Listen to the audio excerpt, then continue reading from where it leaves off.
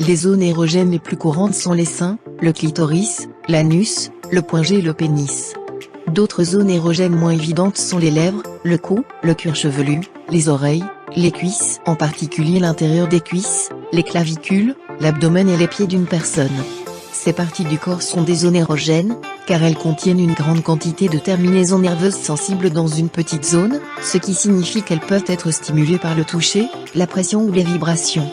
Les niveaux de sensibilité et de plaisir ressentis lorsqu'on est touché dans ces zones érogènes varient selon les individus. Ce qui peut sembler excitant pour une personne, peut ne pas l'être pour quelqu'un d'autre. Alors, quelles sont les différentes zones érogènes pour les hommes et les femmes? Comment détecter vos zones érogènes ainsi que celles de votre partenaire?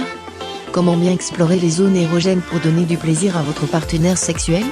Nous traitons de toutes ces questions dans cette vidéo. Restez avec nous, nous revenons juste après cette petite intro.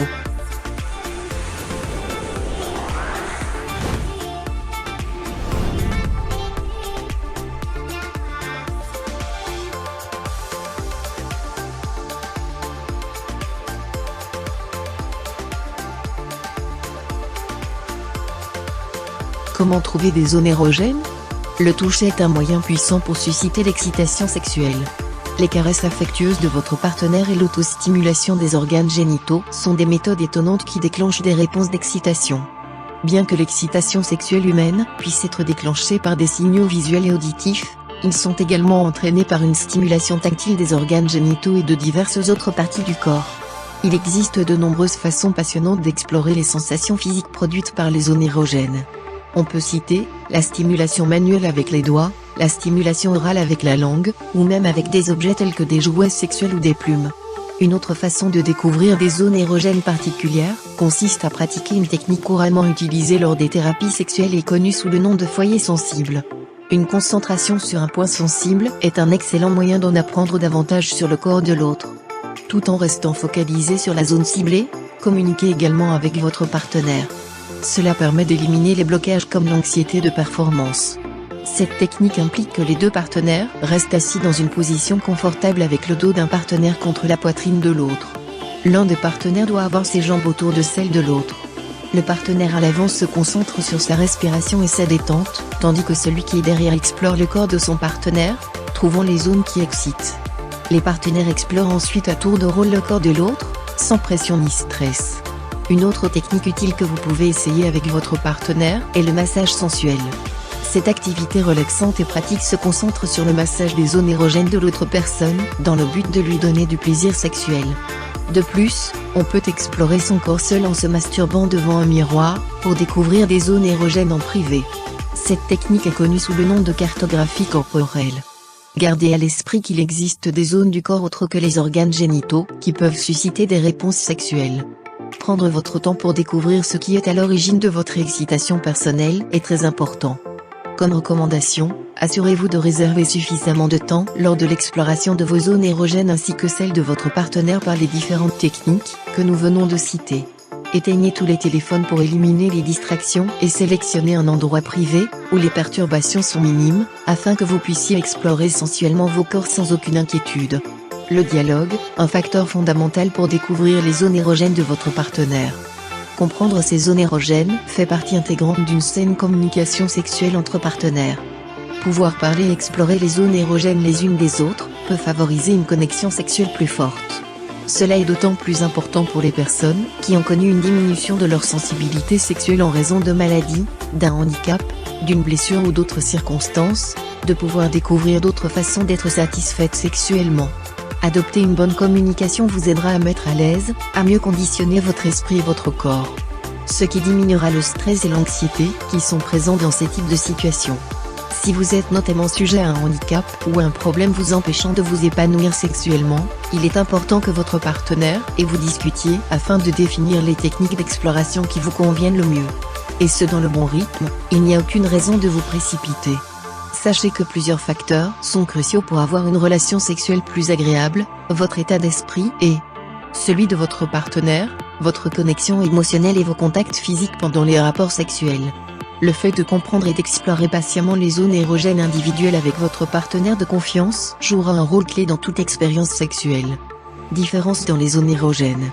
La sensibilité érotique de chaque partie du corps dépend en grande partie de la quantité de terminaisons nerveuses situées dans cette région.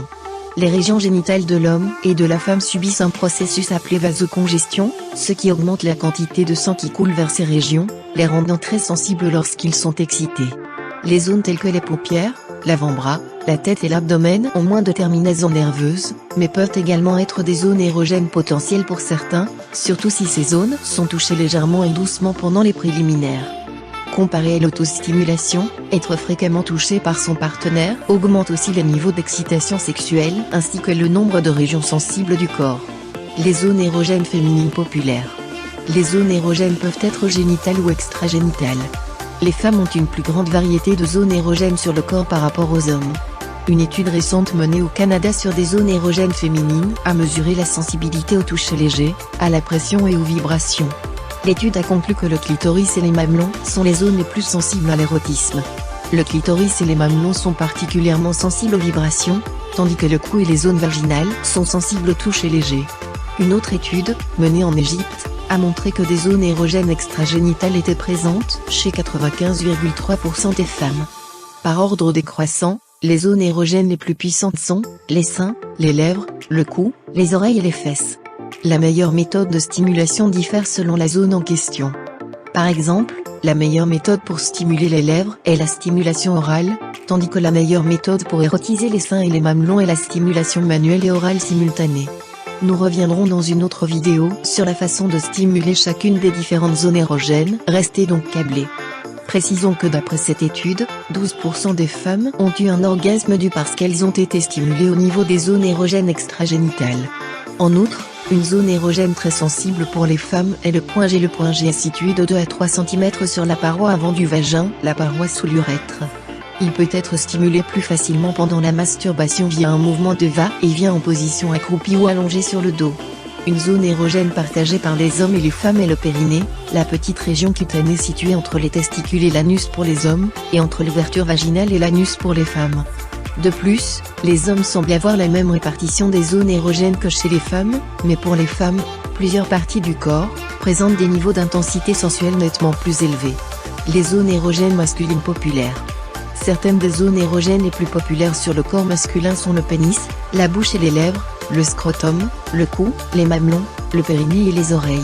Encore une fois, les zones érogènes peuvent être génitales et non génitales. Cette liste est générale et il existe en effet de nombreuses autres zones érogènes que l'on peut explorer pour améliorer le plaisir masculin. Les zones érogènes les plus sensibles sont le frein, le gland et le raphet.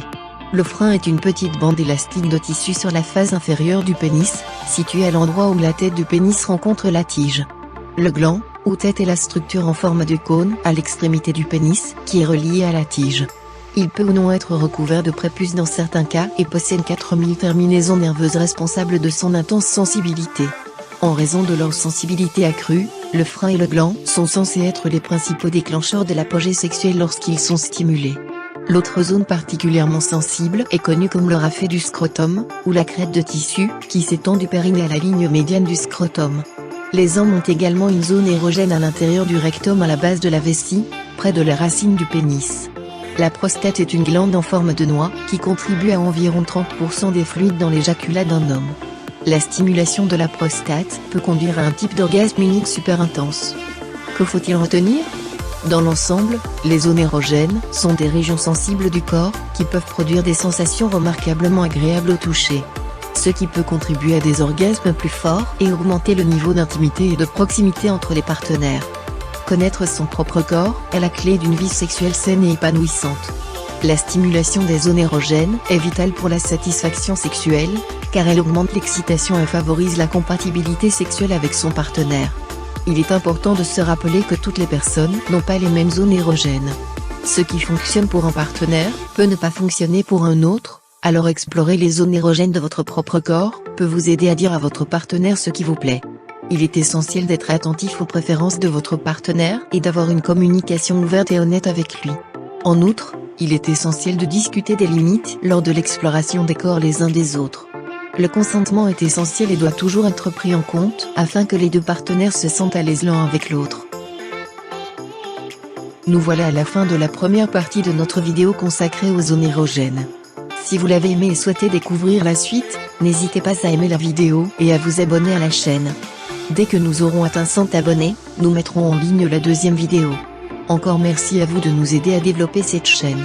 À bientôt.